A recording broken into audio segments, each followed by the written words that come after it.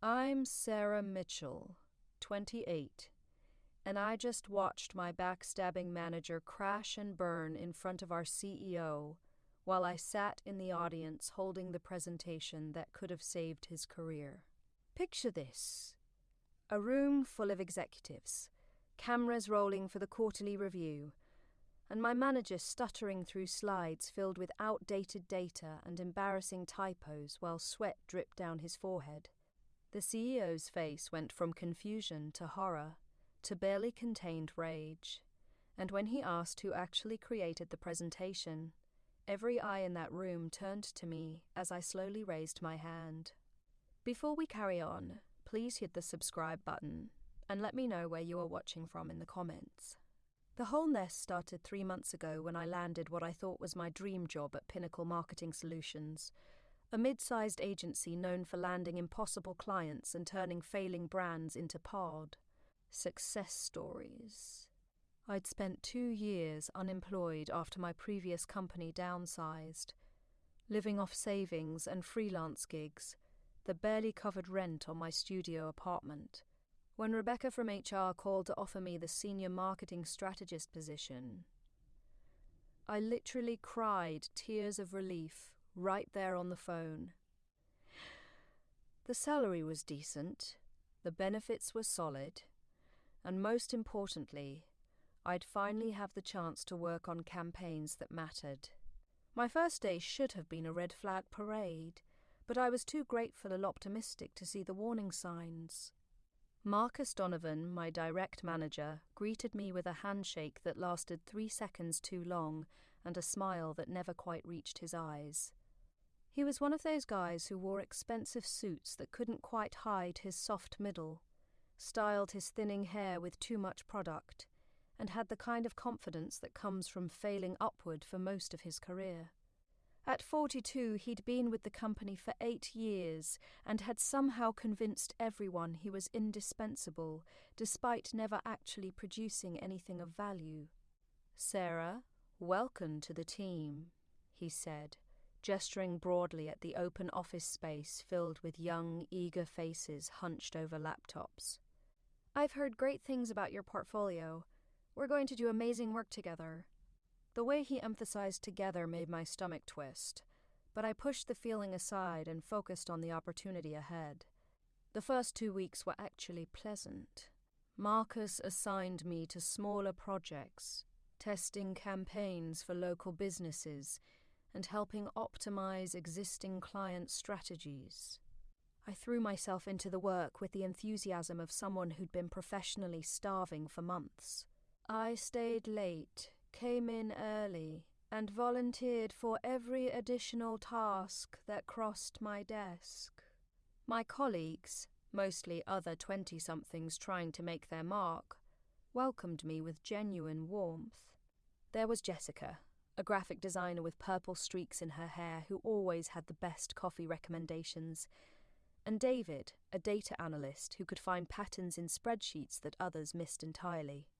But it was during my 3rd week that I noticed Marcus's true nature starting to show. During team meetings, he had this habit of rephrasing other people's ideas and presenting them as his own insights. When Jessica suggested a social media campaign focusing on user-generated content, Marcus would nod thoughtfully and then say something like, "That's an interesting angle. But what if we really leaned into authentic user experiences as the cornerstone of engagement?" It was the same idea, just dressed up in corporate buzzwords and delivered with the authority of someone who'd supposedly thought of it first. The real turning point came when Pinnacle landed Evergreen Electronics, a struggling consumer tech company desperate to rebrand after a series of product recalls had tanked their reputation. The client was worth nearly $2 million annually, and landing them had everyone in the office buzzing with excitement. During the all-hands meeting where the CEO, Patricia Kane, announced the new partnership, she made it clear that this project would define our agency's reputation for years to come. "This is our chance to prove we can resurrect a brand from the ashes," Patricia said, her silver hair catching the conference room lights as she addressed the packed room. Evergreen's leadership team will be watching our every move, and frankly, so will the entire industry. Whoever leads this campaign will have their career made. Her eyes swept across the room, and I felt a surge of determination. This was exactly the kind of challenge I'd been preparing for my entire career. Marcus wasted no time claiming ownership of the project. Within hours of the announcement, he'd scheduled a team meeting and positioned himself as the lead strategist, even though Patricia hadn't officially assigned roles yet. "I'll be heading up the Evergreen campaign," he announced to our small group, as if it were already decided. "Sarah, I want you supporting on research and initial concepts. This is a great learning opportunity for you." I should have spoken up then, should have reminded him that I'd successfully led 3 major rebranding campaigns at my previous job. But I was still new and didn't want to rock the boat. Instead, I nodded and threw myself into the research with the kind of intensity that would have impressed graduate professors. I spent nights and weekends diving deep into Evergreen's history, analysing their failed product launches, studying their competitor landscape, and identifying the exact moments where their brand messaging had gone off the rails. What I discovered was fascinating and tragic in equal measure. Evergreen had started in the 1980s as a scrappy startup founded by 2 engineering students who wanted to make affordable, reliable electronics for everyday consumers. Their early products, simple but well-built radios and small appliances, had earned them a loyal customer base who appreciated honest marketing and fair prices. But as the company grew and went public in the late 90s, corporate pressure pushed them toward cheaper manufacturing and flashier marketing that promised more than their products could deliver. The recalls that destroyed their reputation weren't just about faulty batteries or overheating circuits. They were symptoms of a company that had lost its identity in pursuit of market share. Every press release, every product launch, every corporate statement had moved them further away from the authentic, reliable brand their founders had built. The solution wasn't just about fixing their image, it was about helping them remember who they used to be, and showing consumers that those values still mattered. I spent 3 weeks crafting what I knew was the presentation of my career. Working 12-hour days and sacrificing weekends, I built a comprehensive strategy that didn't just address Evergreen's surface problems, but dug into the emotional core of what had made them special in the first place. The presentation included detailed consumer research, competitor analysis, a complete messaging framework, creative concepts for everything from packaging to social media, and a timeline that would have them back on track within 18 months. The visual design alone took me 40 hours to perfect. I created custom graphics that told the story of Evergreen's journey, from their humble beginnings to their current crisis, to the redemption arc I was proposing. Every slide built on the previous one, creating a narrative that was both emotionally compelling and strategically sound. I incorporated real customer testimonials from Evergreen's golden years, showing how their products had been part of people's daily lives in meaningful ways. But the heart of the presentation was the creative campaign I'd developed around the tagline, "Built to last, built to matter." Instead of trying to hide from Evergreen's mistakes, the campaign would acknowledge them head-on, while refocusing attention on the company's commitment to rebuilding trust through superior products and transparent communication. I'd designed mock-ups for advertisements that featured real Evergreen employees, talking about their dedication to quality, packaging that clearly explained what had been improved since the recalls, and a social media strategy that would turn satisfied customers into brand ambassadors. I was particularly proud of the experiential marketing component I'd developed. Instead of traditional advertising, I proposed that Evergreen sponsor community workshops where people could learn basic electronics repair, positioning the company as champions of sustainability and practical car knowledge. It was the kind of authentic engagement that would rebuild trust while demonstrating their product's reliability in real-world settings.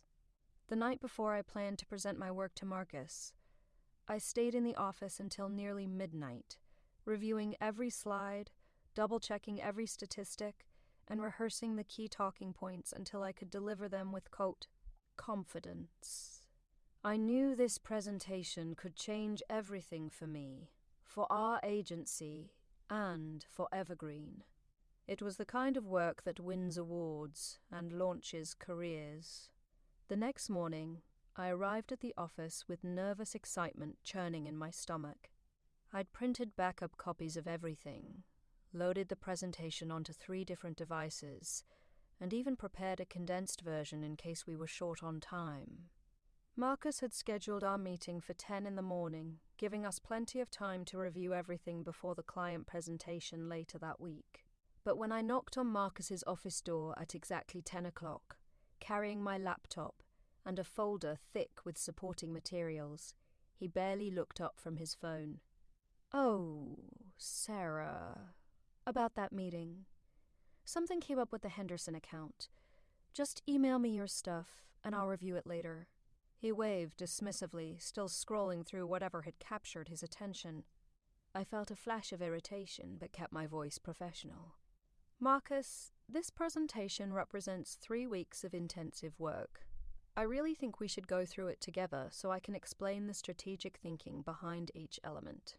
I set my laptop down on his desk, hoping the physical presence of my work would encourage him to pay attention.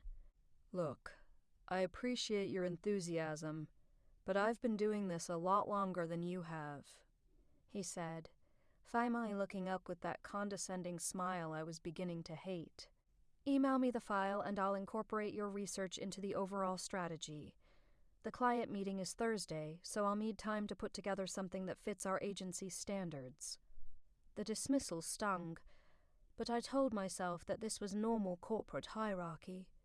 I'd done the work, and regardless of how it was presented, the quality would speak for itself. I sent Marcus the file that afternoon with a detailed email explaining each section and highlighting the most innovative elements. I even included speaker notes and suggested talking points to help him present the more complex strategic concepts. For the next 2 days, I waited for feedback, for questions, for any indication that Marcus was actually reviewing the work I'd poured my heart into.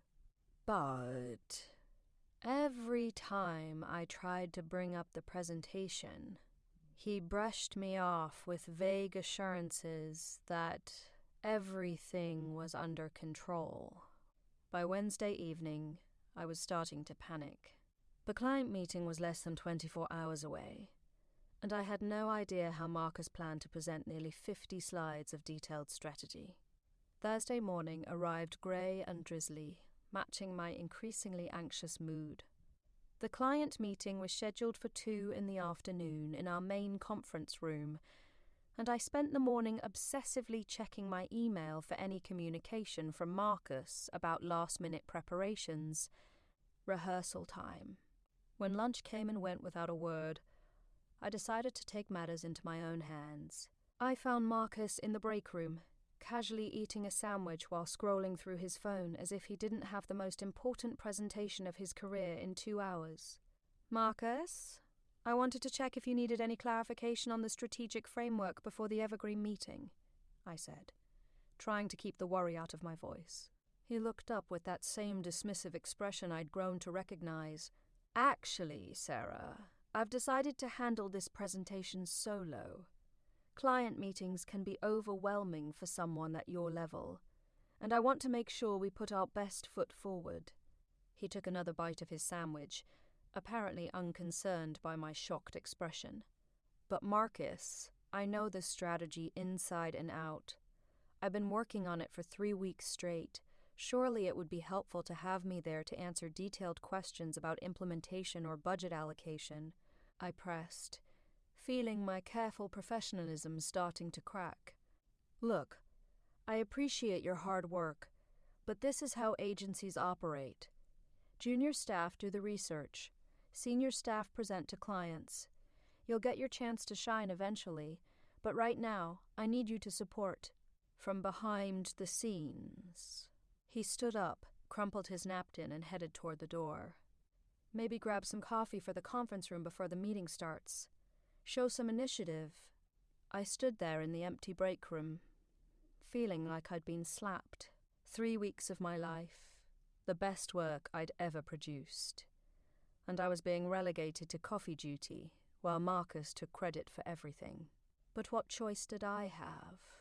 I was still the new person, still proving myself, still dependent on Marcus's goodwill for my performance reviews and future opportunities. The meeting started at exactly 2:00, and I dutifully delivered coffee and water to the conference room before taking a seat at the back, as far from the action as possible. The Evergreen team consisted of 3 executives. Their CEO, Michael Chen, a soft-spoken man in his 50s who carried himself with the weight of someone trying to save his company. Their marketing director, Lisa Rodriguez, a sharp-dressed woman who took notes on everything, and their head of product development, James Park, who looked skeptical of everything and everyone.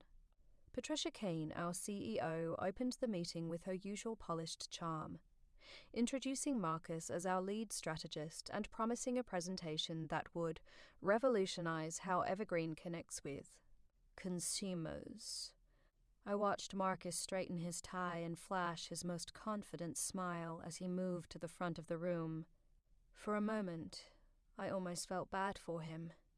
If he'd actually reviewed my presentation, he was about to deliver the performance of his career. If he hadn't, this was going to be a disaster. Ladies and gentlemen, thank you for this opportunity to partner with Evergreen Electronics, Marcus began, clicking to the first slide of what I immediately recognized as my presentation. My heart sank as I saw my carefully crafted title slide, but with Marcus's name where mine should have been. What I'm about to show you represents a comprehensive strategy for not just rebuilding your brand, but reimagining what Evergreen can become in the modern marketplace. For the first few slides, Marcus managed to muddle through, reading directly from the speaker notes I'd provided and hitting most of the key points about Evergreen's history and current challenges. But as the presentation progressed into more complex strategic territory, his discomfort became increasingly obvious. He stumbled over technical terms, misexplained several of the research findings, and completely butchered the section on consumer psychology that had taken me days to perfect. When he reached the creative campaign section, the wheels completely fell off. Marcus stared at the slide sharing my "built to last," "built to matter" tagline, and the accompanying visual concepts, clearly seeing them for the first time. So, this is our proposed creative direction, he said, his confidence evaporating. As you can see, we're focusing on, building things that last and matter to people. Michael Chen leaned forward, his expression shifting from polite attention to concerned confusion. Can you elaborate on how this messaging differentiates Evergreen from competitors who also emphasize durability and value?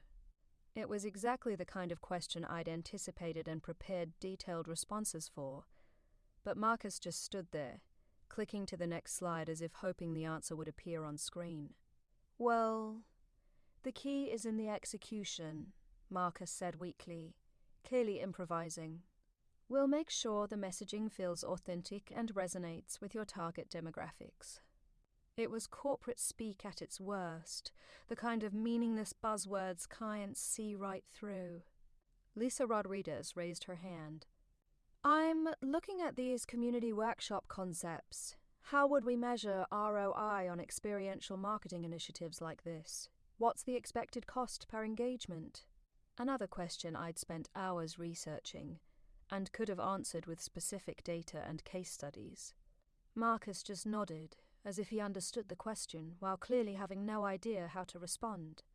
That's a great question, and we'll definitely dive deeper into the metrics during implementation planning, he said, which was basically admitting he had no answer. I watched Patricia's expression grow more concerned as she realized her lead strategist was floundering. By the time Marcus reached the timeline and budget sections, he was actively sweating through his expensive shirt. He mixed up launch phases, misquoted pricing figures, and completely failed to explain the strategic rationale behind the 18-month implementation schedule. The other Green executives were exchanging glances that clearly communicated their growing doubts about our agency's competence. The final blow came when James Park asked about the competitive analysis that formed the foundation of the entire strategy. I'm particularly interested in how you see Evergreen positioning against Tech Reliable and Home First, given their recent market share gains, he said. It was a softball question that any strategist should have been able to handle, but Marcus just stared blankly. Obviously, competition is always a factor in any marketing strategy, Marcus said, which was like saying water is wet. We'll make sure Evergreen stands out in the marketplace. He clicked through the remaining slides without explanation, clearly desperate to end his public humiliation. The silence that followed Marcus's conclusion was deafening. Michael Chen looked like a man who'd just watched his last hope for saving his company evaporate in real time. Patricia's face had gone pale as she realized that our agency's biggest opportunity was turning into an epic failure. The Evergreen team sat in stunned silence, probably wondering how they'd ended up in a conference room listening to someone who clearly hadn't prepared for the most important presentation of their business relationship. Well, Michael Chen said finally, his voice carefully controlled, this has certainly been illuminating. I have to admit, I was expecting something more detailed given your agency's reputation and the scope of this project. It was the kind of polite corporate language that translates to, this was a complete waste of everyone's time. Patricia jumped in, clearly trying to salvage the situation. I think what Marcus is presenting is a high-level overview, and naturally we'd provide much more detailed strategic documentation as we move forward with implementation. But even her legendary charm couldn't mask the fact that we'd just blown the biggest pitch of the year. That's when Michael Chen asked the question that changed everything. I'm curious, who actually developed this strategy? The research and creative concepts seem quite sophisticated, but the presentation suggests the strategist isn't familiar with the foundational work. The room went dead silent. Every eye turned to Marcus, who opened and closed his mouth several times without producing any sound. I could see the wheels turning in his head as he realized he'd been caught completely unprepared and had no believable way to explain his ignorance of work he was claiming as his own. Patricia's eyes narrowed as she looked from Marcus to me, and I could see the moment when she put the pieces together. Sarah, she said, her voice cutting through the tension. You've been working on strategic development for this account, haven't you? This was my moment. I could stay quiet, protect Marcus's reputation, and watch our agency lose a $2 million client. Or I could stand up and claim ownership of the work I'd poured my heart into. The choice was easier than I'd expected. Yes, I said, standing up from my back row seat and walking toward the front of the room. I developed this entire strategy over the past 3 weeks. Every slide, every research finding, every creative concept. I opened my laptop and pulled up the original presentation file, complete with revision history showing my name on every edit. The transformation in the room was immediate and dramatic. Michael Chen's expression shifted from disappointment to intense curiosity. Lisa Rodriguez leaned forward, suddenly engaged. James Park looked relieved that there might actually be someone in the room who understood what they were looking at. Sarah, Patricia said, her voice tight with barely controlled anger. Would you mind walking us through your strategic thinking? For the next hour, I presented my work the way it was meant to be presented. I explained how Evergreen's authenticity crisis stemmed from abandoning their foundational values in pursuit of market growth. I detailed the consumer research showing that their original customer base was still loyal and willing to trust the brand again, if given genuine reasons to believe in their commitment to quality. I walked through the Built to Last, Built to Matter campaign, explaining how each element was designed to rebuild trust through transparent communication and authentic engagement. When James Park asked about competitive positioning, I pulled up detailed analysis comparing Evergreen's strengths to Tech Reliable's price-focused strategy and Home First's premium positioning. When Lisa Rodriguez questioned ROI on experiential marketing, I showed her case studies from similar campaigns and projected engagement metrics based on Evergreen's customer demographics. When Michael Chen wanted to understand implementation timelines, I broke down each phase of the 18-month plan with specific milestones and success indicators. By the time I finished, the Evergreen executives were asking follow-up questions about tactical details and expressing genuine excitement about the strategic direction. Michael Chen was taking notes. Lisa Rodriguez was already thinking about internal resource allocation, and James Park was nodding along with the technical specifications I'd developed for product positioning. "This is exactly the kind of strategic thinking we were hoping for," Michael said, looking directly at me instead of Marcus, who was still standing awkwardly at the side of the room. "Sarah, I'd love to schedule a follow-up meeting to discuss implementation details. When would you be available?" That's when Patricia dropped the hammer. "Before we schedule anything, I think we need to address what just happened here." Her voice was ice-cold as she turned to face Marcus. "Would you like to explain how you ended up presenting work you clearly weren't familiar with?" Marcus tried to salvage the situation with corporate doublespeak about collaboration and team efforts, but everyone in the room could see through his desperate backpedaling. Patricia's expression grew more thunderous as he stumbled through increasingly implausible explanations for why he'd claimed credit for work he'd obviously never reviewed. "I think we need to take a brief recess," Patricia announced, her tone making it clear this wasn't a suggestion. "Marcus, my office. Now." She turned to the Evergreen team with her professional smile firmly back in place. "Please excuse us for a few minutes while we sort out some internal matters." As soon as the conference room door closed behind Patricia and Marcus, I could hear raised voices from down the hallway. Even through Patricia's office walls, her anger was unmistakable. The conversation lasted about 10 minutes, during which I made small talk with the Evergreen executives and tried to process what had just happened to my career. When Patricia returned alone, her expression was grim but determined. "I want to apologize for the confusion earlier. Marcus is no longer leading this account, and frankly, he's no longer with our agency." She looked directly at me. "Sarah, if you're willing, I'd like you to take over as lead strategist for Evergreen. This is your work, and you should be the one to see it through." The next few months were a whirlwind of implementation, client meetings, and campaign launches. Working directly with the Evergreen team, I refined the strategy based on their insights and internal capabilities. The Built to Last, Built to Matter campaign launched in October with a series of television commercials featuring real Evergreen employees talking about their commitment to quality and customer service. Instead of polished actors delivering scripted lines, we showed genuine people who took pride in their work and stood behind their products. The community workshop component exceeded all expectations. Starting with pilot programs in 5 cities, we partnered with local libraries and community centers to offer free electronics repair classes taught by Evergreen technicians.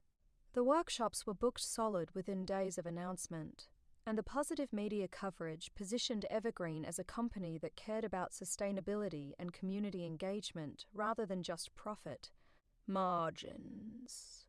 Social media response was overwhelmingly positive, with customers sharing stories about their long-lasting Evergreen products and expressing appreciation for the company's honest approach to addressing past problems.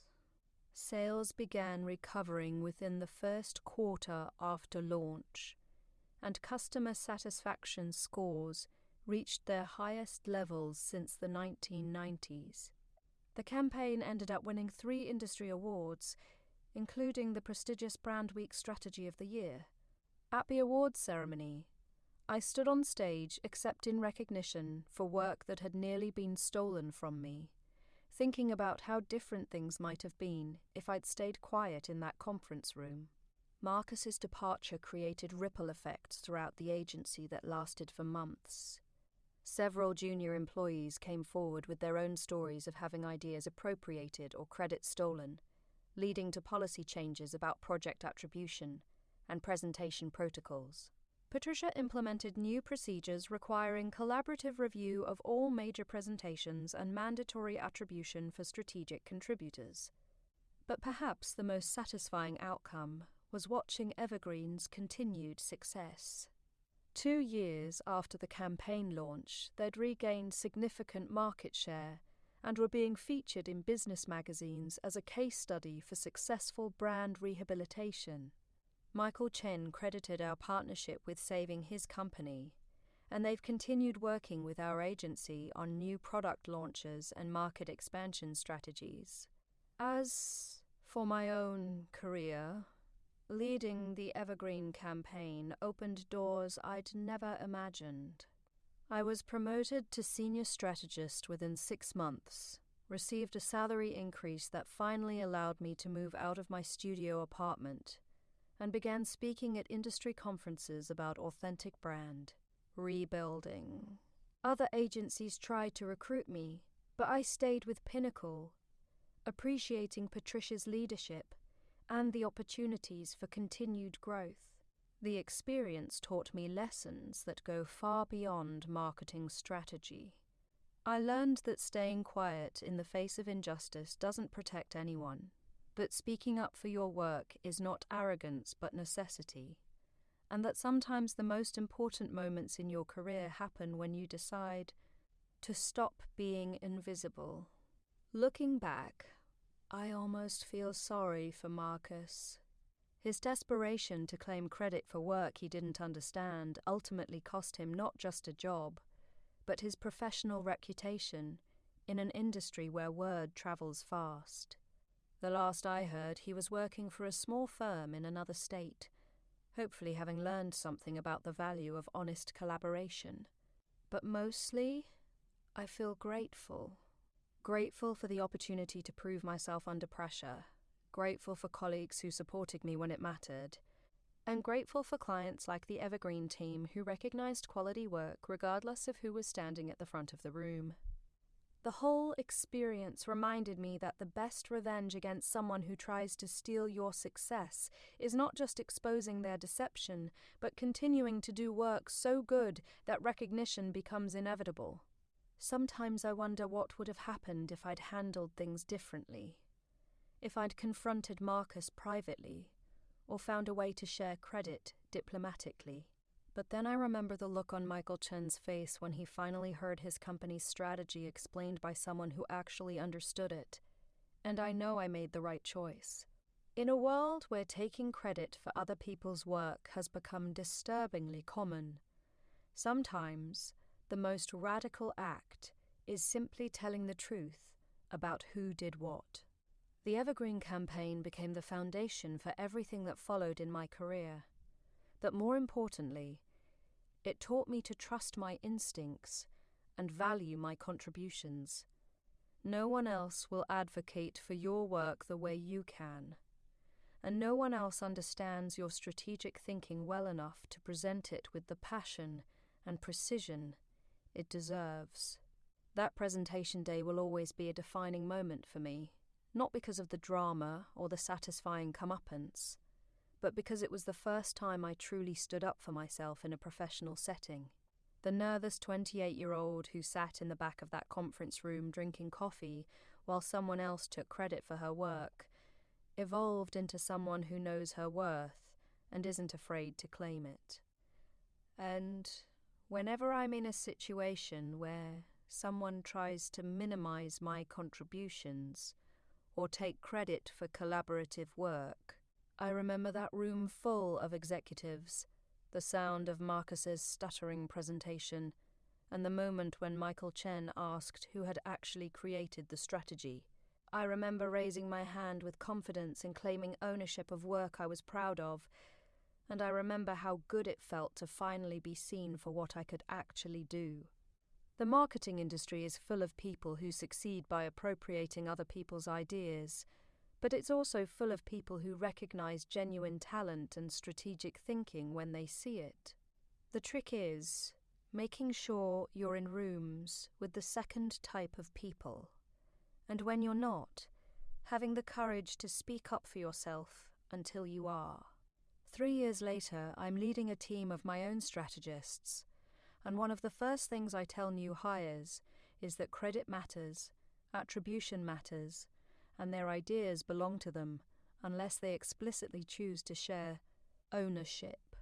I've seen too many talented people become invisible because they were afraid to claim their contributions, and I've seen too many mediocre managers build careers on other people's creativity. The story of that presentation has become something of a legend at our agency, told to new employees as an example of why integrity matters and why speaking truth to power sometimes requires courage. But for me, it's simpler than that. It's the story of finding my voice in a professional world that often rewards volume over value, and learning that sometimes the most important person you need to convince of your worth is yourself. Marcus probably tells a different version of this story, one where he's the victim of office politics or unreasonable expectations. But versions don't change facts, and the facts are that he tried to steal credit for work he didn't do, couldn't present strategies he didn't understand, and lost everything when his deception was exposed. The facts are also that good work speaks for itself when given the chance, that talent will eventually find recognition, and that justice sometimes comes in the form of a simple question: who actually made this? In the end, that's all it took. One honest answer to one direct question, and everything changed. The presentation I'd thought was stolen became the foundation of my career. The manager who'd tried to claim my work disappeared into professional obscurity, and the client who'd almost been lost became a long-term partner who trusted me to guide their brand back to success. Sometimes the best revenge really is living well, but sometimes it's even simpler than that. Sometimes the best revenge is just telling the truth and letting the consequences unfold naturally. Marcus destroyed his own career the moment he decided to claim work he couldn't defend, and all I had to do was be ready when someone finally asked the right question. That readiness, that willingness to speak up when it mattered most, made all the difference. And every time I walk into a presentation now, whether I'm delivering it or supporting someone else's work, I remember that moment of standing up and claiming ownership with something I'd created. It's a feeling I hope every professional gets to experience at least once. The satisfaction of being recognized for work you're genuinely proud of, delivered by someone who actually understands what they're talking about. The Evergreen campaign is still running in modified forms today, still helping rebuild trust between a company and its customers, still proving that authentic marketing based on genuine values can succeed in a world full of empty promises and corporate cynicism. And every time I see one of their commercials or hear about another successful product launch, I remember that it all started with a presentation almost no one saw coming, delivered by someone everyone had underestimated, changing everything for everyone involved. What I didn't anticipate was how the ripple effects would continue spreading long after Marcus cleared out his desk. About 6 months after the incident, I started receiving LinkedIn messages from people I'd never met, marketing professionals who'd somehow heard about what happened in that conference room. Word travels fast in our industry, especially when it involves someone getting their comeuppance in such spectacular fashion. One message came from Jennifer Walsh, a senior director at a competing agency who'd apparently worked with Marcus years earlier. "I heard about what happened at Pinnacle," she wrote. "I can't say I'm surprised. Marcus pulled similar stunts when he worked here, though never quite so boldly. Good for you for standing up. The industry needs more people willing to call out credit theft." That message led to a coffee meeting that opened my eyes to just how widespread the problem really was. Jennifer told me stories about entire creative campaigns being stolen by senior staff, about junior employees quitting rather than fighting for recognition, about agencies built on the backs of uncredited talent who never received the opportunities they deserved. "The thing about Marcus," Jennifer said, stirring her latte thoughtfully, "is that he was never particularly subtle about it. When he worked for us, he had this habit of scheduling one-on-one meetings with junior staff, picking their brains about strategy, then presenting their ideas in leadership meetings as if they were his own insights. We didn't catch on until after he'd left for Pinnacle. Learning about Marcus's pattern of behavior made me realize how lucky I'd been to expose him when I did. How many other people had suffered in silence while he built his career on stolen work. How many brilliant strategies had been credited to him over the years, shaping his reputation and earning him promotions he didn't deserve. But the conversation with Jennifer also revealed something else, something that made me understand why my story had resonated so widely. The marketing industry, despite all its talk about creativity and innovation, has a serious problem with recognizing the people who actually do the creative work. Too many agencies operate on the assumption that ideas belong to whoever presents them, regardless of who developed them. "What you did in that meeting," Jennifer continued, "it's what every junior strategist dreams of doing that never gets the chance. You had the perfect storm of circumstances, the documentation to prove your case, and the courage to speak up when it mattered. Most people in your situation would have stayed quiet and hoped for the best." That conversation sparked something in me, a realization that my experience was bigger than just one stolen presentation or one vindicated career. I started paying attention to the power dynamics in my own workplace, noticing how credit was distributed and whose voices were heard in strategic discussions. What I saw wasn't always pretty. Even at Pinnacle, where Patricia had implemented new policies after the Marcus incident, there were still subtle ways that contributions got overlooked or minimized. Junior staff members would develop brilliant insights during brainstorming sessions, only to watch senior colleagues rephrase their ideas and claim ownership. Women and younger employees seemed particularly vulnerable to having their strategic thinking appropriated by more senior men who were better at self-promotion. I decided to do something about it. Working with Patricia, I proposed a new mentorship program that would pair junior strategists with senior staff, but with explicit protocols about attribution and credit sharing. We created formal documentation requirements for all strategic contributions, ensuring that everyone who worked on a project would be acknowledged in client presentations and internal communications. The program launched 8 months after the Evergreen incident, and I was asked to lead it. My first mentee was a brilliant 24-year-old named Alex Chen, who reminded me of myself at that age, full of ideas, but uncertain about how to navigate office politics. During our initial meeting, Alex told me about a social media strategy they'd developed that their manager had presented to a client without giving them any credit. "I know I should have said something," Alex said, looking frustrated and defeated. But I'm still in my probationary period, and I can't afford to make waves. What if they decide I'm not a team player? Hearing those words was like looking into a mirror, remembering my own fears about speaking up and rocking the boat. I realized that teaching Alex about strategic development wasn't enough. I also needed to help them understand how to protect and advocate for their own work. Let me tell you about the most important presentation of my career, I said, and proceeded to share the full story of the Evergreen campaign, including details I'd never told anyone else about my own fears, doubts. Alex listened with growing amazement as I described the moment when I decided to stand up and claim ownership of my work. But weren't you terrified? Alex asked. What if Patricia had sided with Marcus? What if the client had decided you were just a troublemaker? I was absolutely terrified, I admitted. But I realized that staying silent wasn't protecting me. It was just enabling someone else to steal my future. Sometimes the biggest risk is not taking any risk at all.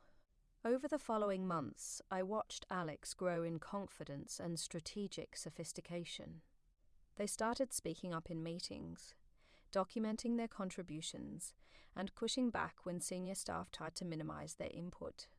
When Alex's manager attempted to present their social media strategy to another client without attribution, Alex was ready with documentation and spoke up immediately. The mentorship program became one of Pinnacle's most successful initiatives, not just because it developed junior talent, but because it fundamentally changed the culture around recognition and credit. Senior staff began to understand that their role wasn't to claim ownership of other people's ideas, but to help develop and amplify them while ensuring proper attribution. But the real transformation happened when Patricia announced that she was promoting me to creative director, making me the youngest person ever to hold that position at Pinnacle. The promotion came with a significant salary increase, a corner office, and most importantly, the authority to shape how the agency approached strategic development and client relationships. My first major decision as creative director was to implement what I called the Evergreen Protocol, a comprehensive system for ensuring that all strategic contributors received proper recognition in Botchan. Client presentations. Every presentation had to include a credit slide listing everyone who had contributed to the strategy, from initial research to final creative concepts.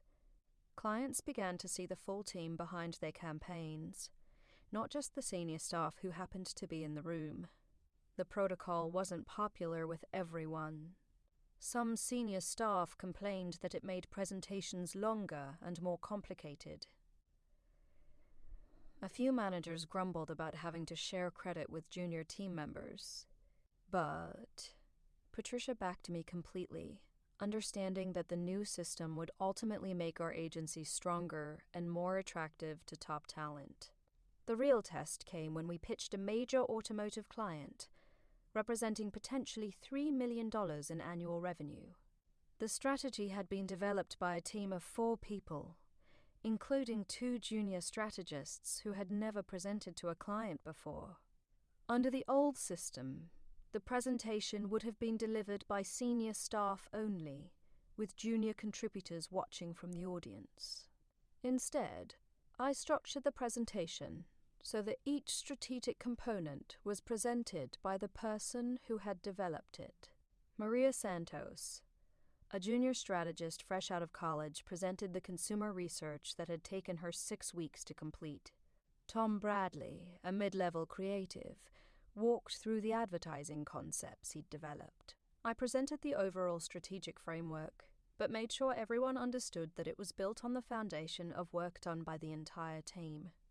The client was impressed, not just by the quality of the strategy, but by the obvious depth of talent at our agency. They commented on how refreshing it was to see the actual strategists presenting their work, rather than having everything filtered through senior management. We won the account. And more importantly, we set a new standard for how client presentations should work. Word of our new approach spread throughout the industry. Other agencies began reaching out to learn about our protocols, and I was invited to speak at conferences about creating inclusive creative cultures. The topic that had started as a personal nightmare had become my professional specialty. But perhaps the most meaningful recognition came from an unexpected source. About a year after the Evergreen incident, I received a handwritten letter from Michael Chen, the CEO whose company we'd helped save.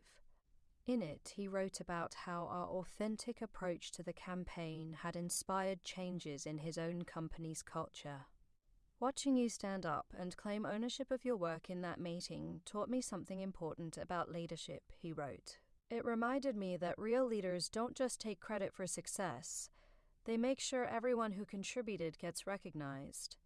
I've been trying to apply that lesson in how we run Evergreen, and it's made a real difference in our team dynamics. The letter was a reminder that the impact of standing up for yourself extends far beyond personal vindication. When you refuse to let your contributions be erased, you're not just protecting your own career, you're modeling behavior that can inspire others to do the same. My success story began to take on a life of its own in industry circles. I was profiled in marketing magazines, invited to speak at conferences, and approached by headhunters representing some of the biggest agencies in the country. I stayed at Pinnacle, drawn by the opportunity to continue building a culture where everyone's contributions were valued and recognized. The mentorship program I'd started grew into a full department, with junior staff from other agencies applying for positions specifically because they'd heard about our approach to recognition and development.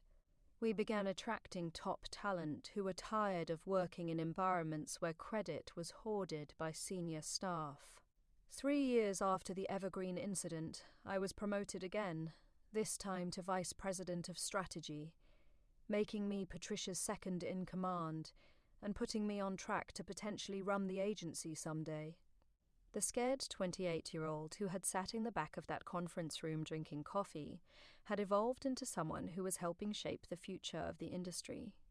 But success brought new challenges. As my reputation grew, I found myself being tested in ways I hadn't anticipated. Other agencies tried to poach me with offers of more money and bigger titles.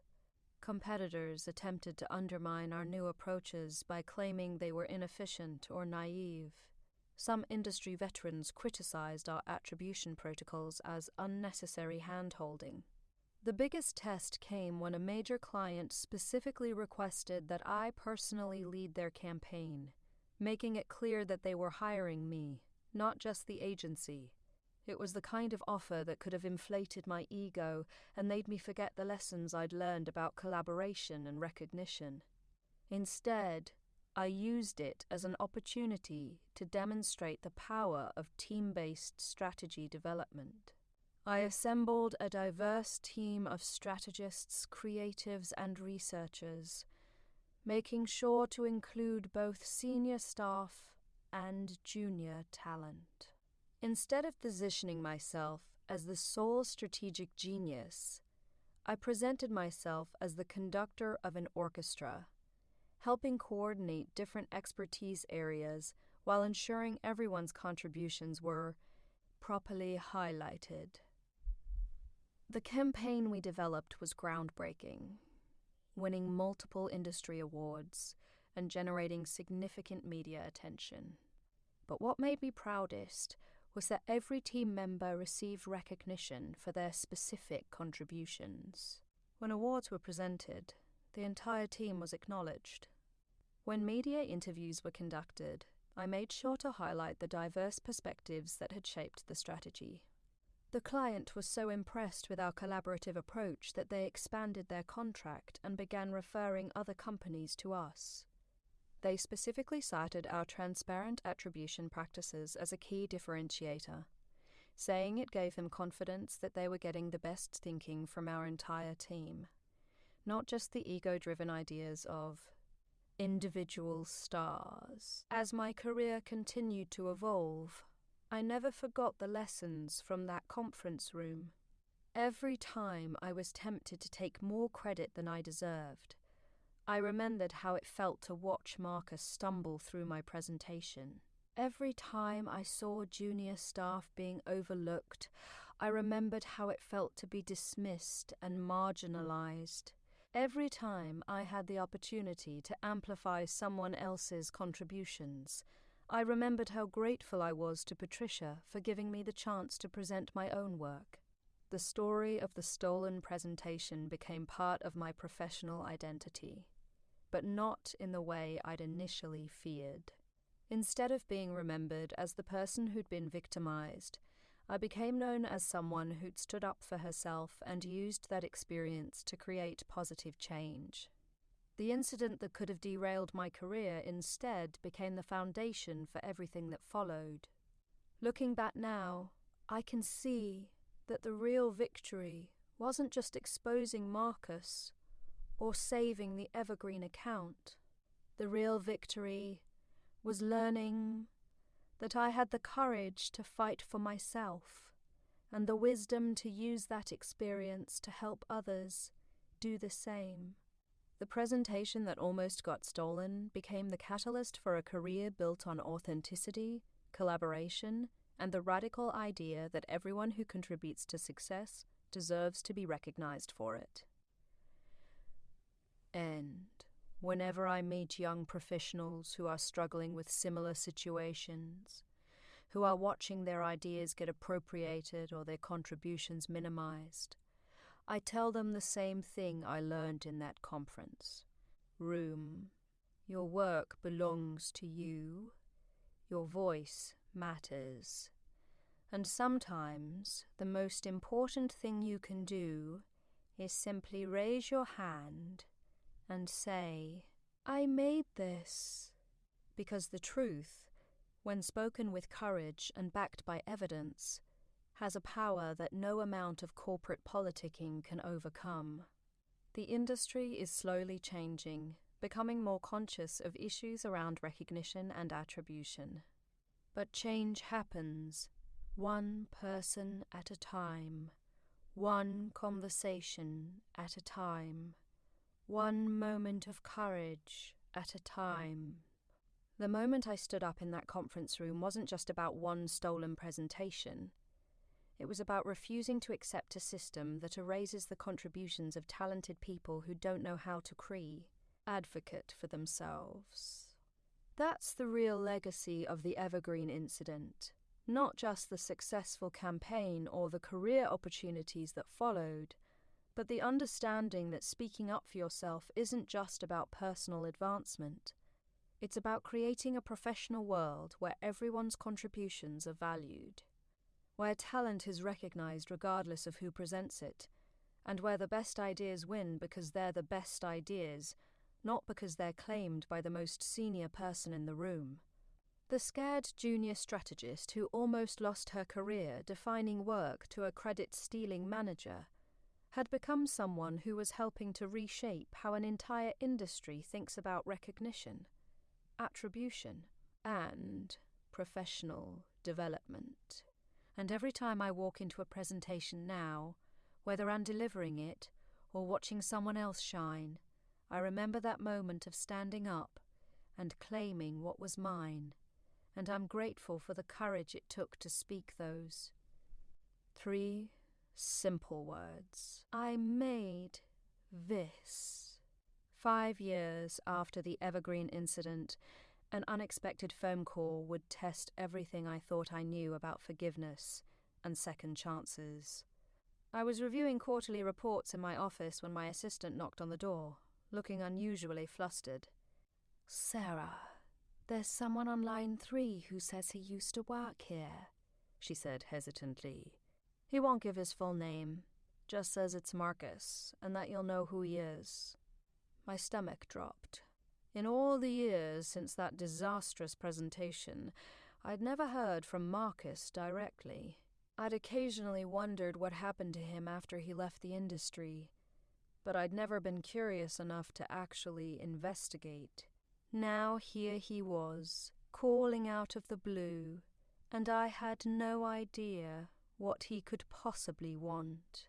"Put him through," I said, steeling myself for whatever conversation was about to unfold. "Sarah." His voice sounded different, smaller somehow, lacking the confident bluster I remembered. "Thank you for taking my call. I wasn't sure you would." "Marcus," I said carefully, keeping my tone neutral. "This is unexpected. What can I do for you?" There was a long pause before he spoke again. "I'm calling because I owe you an apology. A real one, not the corporate damage control nonsense I tried to pull when everything fell apart. I've had a lot of time to think about what I did to you, and I wanted you to know that I understand how badly I screwed up." I sat back in my chair, genuinely surprised. This wasn't what I'd been expecting at all. "Okay," I said. "I'm listening." "I know this is probably too little too late, but I need you to know that taking credit for your work was the worst thing I've ever done professionally. It wasn't just unethical, it was stupid and cowardly, and it cost me everything I thought I cared about." His voice cracked slightly. "I've been working as a freelance consultant for the past few years, mostly small local businesses, and even they've heard rumors about what happened at Pinnacle. My reputation never recovered. Part of me felt vindicated hearing him admit what I'd always known. But another part of me felt something I hadn't expected: pity. Marcus had destroyed his own career through his actions, and while he'd brought it on himself, there was something genuinely sad about hearing him acknowledge the full scope of his downfall. "I appreciate you calling," I said. "But I have to ask, why now? Why are you reaching out after all this time?" "Because I'm trying to rebuild my life, and I realized I can't do that without making amends for the damage I caused," he said. "I'm not asking for forgiveness, and I'm certainly not asking for any professional favors. I just wanted you to know that I understand what I took from you, and I'm genuinely sorry." The conversation lasted about 20 minutes, during which Marcus told me about the therapy sessions that had helped him understand his pattern of taking credit for other people's work, the financial struggles he'd faced after leaving the industry, and his current efforts to build an honest consulting practice focused on helping small businesses with basic marketing needs. "I read about your promotions in the trade publications," he said near the end of our call. "And I saw the article about your mentorship program. It sounds like you've built something really meaningful at Pinnacle. I'm genuinely happy for your success." After we hung up, I sat in my office for a long time, processing the conversation. I realized that Marcus's apology didn't change anything about what had happened, but it did provide a kind of closure I hadn't known I needed. He'd admitted his wrongdoing, accepted responsibility for the consequences, and was apparently trying to become a better person. It was more than many people in his situation would have done. The phone call also made me reflect on how much my own perspective had evolved. 5 years earlier, I would have been angry to hear from him, probably would have refused to take the call at all, but success and time had given me the luxury of magnanimity. I could afford to be gracious because I'd won in every way that mattered. That same week, I received an invitation that would open an entirely new chapter in my career. The American Marketing Association was launching a new initiative called the Ethics in Advertising Council, designed to address issues around workplace culture, recognition practices, and professional standards. They wanted me to serve as the founding chairperson, based on my reputation for promoting inclusive practices and authentic recognition.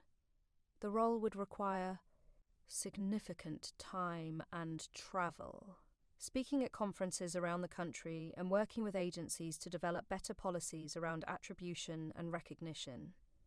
It was exactly the kind of opportunity I'd been hoping for. a chance to influence industry practices on a national scale rather than just at Pinnacle. Patricia was incredibly supportive when I brought her the proposal. "This is bigger than our agency," she said during our meeting to discuss the opportunity. "You've become a voice for something important in this industry, and you should use that platform to create the kind of change you believe in."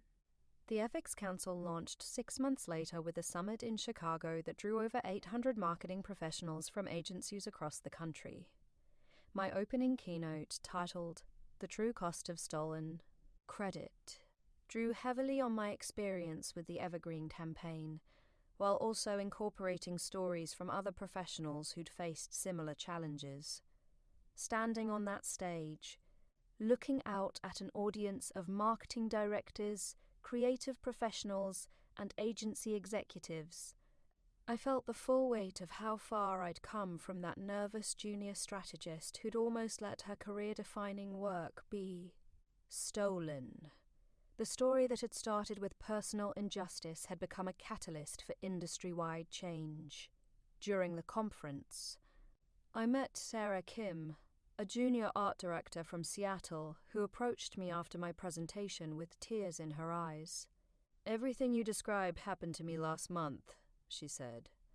"My creative director presented my entire campaign concept to a client and never mentioned my name. I was so angry, but I didn't know what to do about it." Sarah's story was heartbreakingly familiar, but what struck me was her determination to fight back. Unlike my younger self, she wasn't willing to stay quiet and hope for the best.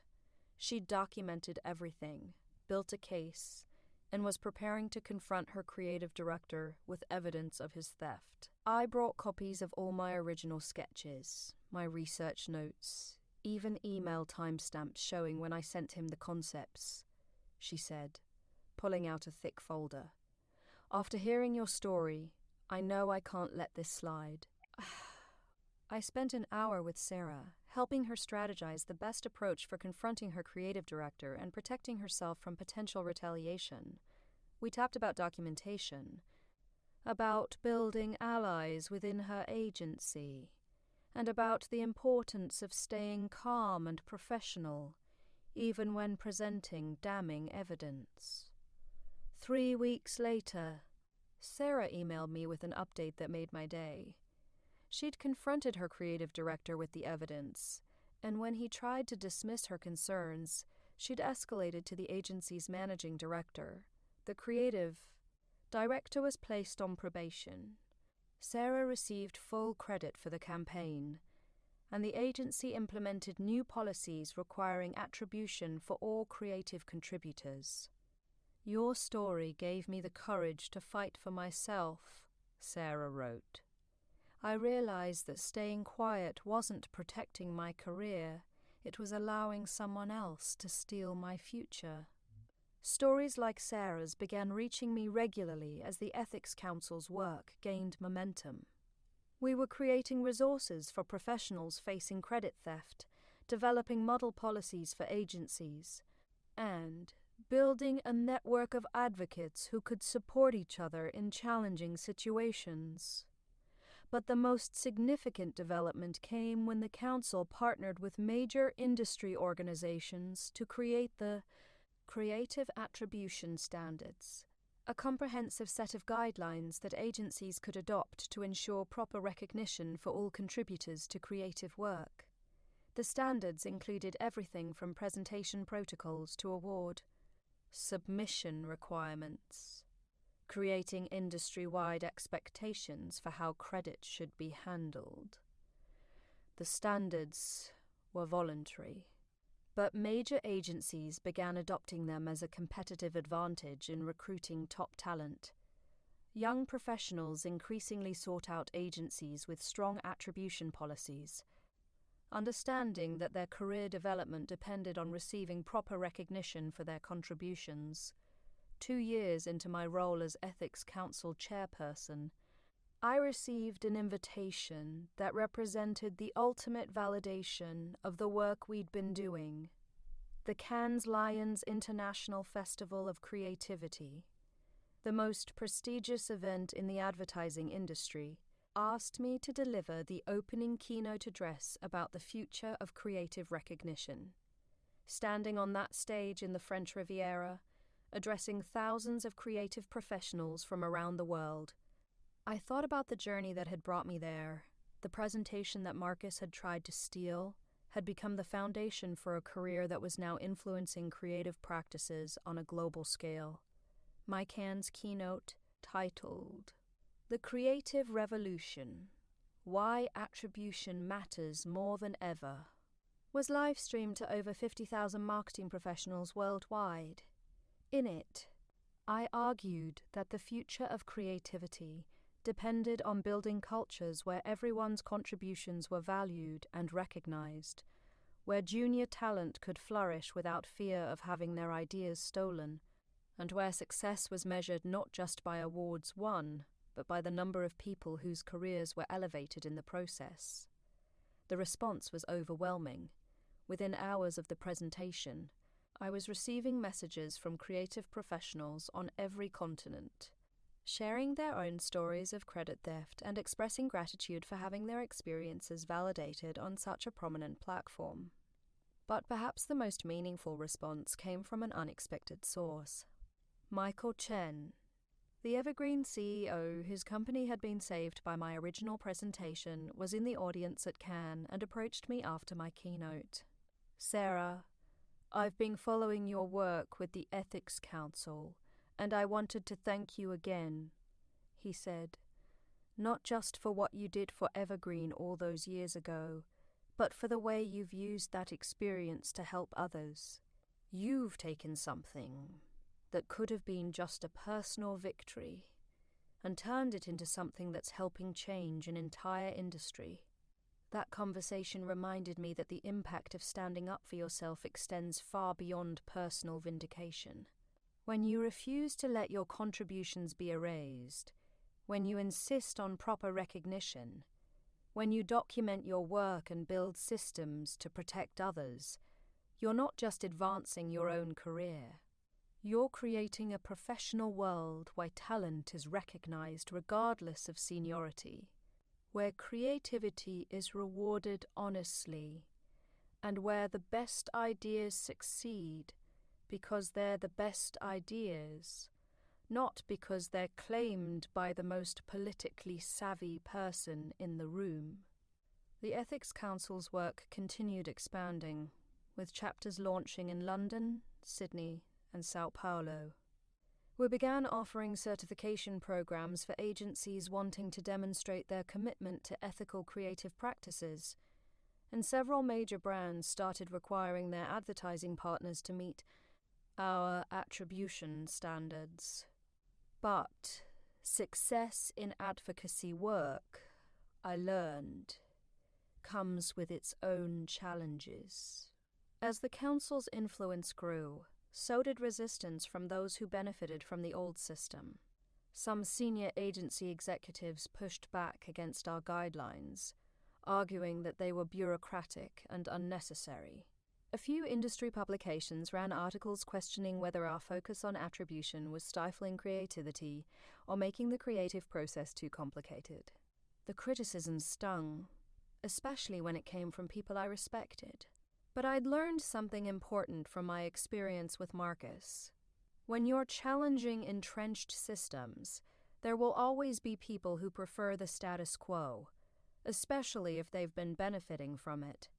The key is to stay focused on the people you're trying to help and the positive change you're trying to create. That focus was tested when I received a call from a journalist working on an investigative piece about widespread credit theft in the advertising industry. She'd uncovered a pattern of senior staff at major agencies systematically appropriating work from junior employees, and she wanted to interview me about the broader implications of what she'd discovered.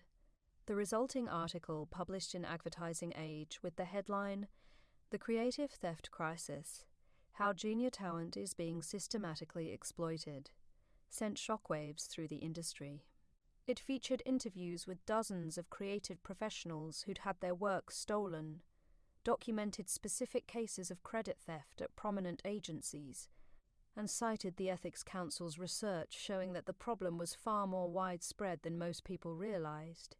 The article generated the kind of industry soul-searching that advocates dream of. Major agencies were forced to examine their own practices. Several high-profile executives were quietly removed from their positions. And the conversation about creative recognition moved from niche professional circles to mainstream industry publications. But the real victory came 6 months later when the Association of National Advertisers announced that they were requiring all member agencies to adopt formal attribution policies as a condition of membership. It was the kind of industry-wide change that would have been unthinkable when I was sitting in the back of that conference room watching Marcus stumble through my presentation. As I write this, nearly a decade after the Evergreen incident, I'm preparing to step down as chairperson of the Ethics Council to take on a new challenge. Patricia is retiring as CEO of Pinnacle, and the board has asked me to succeed her. At 38, I'll be one of the youngest agency CEOs in the industry, and I plan to use that platform to continue pushing for the kind of inclusive, recognition-based culture that I believe represents the future of creative work. The scared junior strategist who almost had her career-defining work stolen has become someone who's helping to reshape how an entire industry thinks about creativity, recognition, and professional development. But more importantly, I've become someone who understands that personal success means nothing if it's not used to help others succeed as well. The presentation that Marcus tried to steal became more than just the foundation of my career. It became a catalyst for a movement that's changing how creative work is recognized, how junior talent is developed, and how agencies think about building cultures where everyone's contributions matter. And every time I meet a young professional who's struggling with similar challenges, who's watching their ideas get appropriated, or their contributions minimized, I remember that moment when I stood up and said, I made this, and I'm reminded that sometimes the most important thing you can do is simply refuse to be invisible. The story continues to evolve, with new chapters being written by every professional who chooses to document their work, speak up for proper recognition, and build the kind of inclusive creative cultures where everyone's talents can flourish. The revolution that started in a conference room with one stolen presentation has become something much bigger. A fundamental shift in how we think about creativity, collaboration, and the courage it takes to claim what's rightfully yours.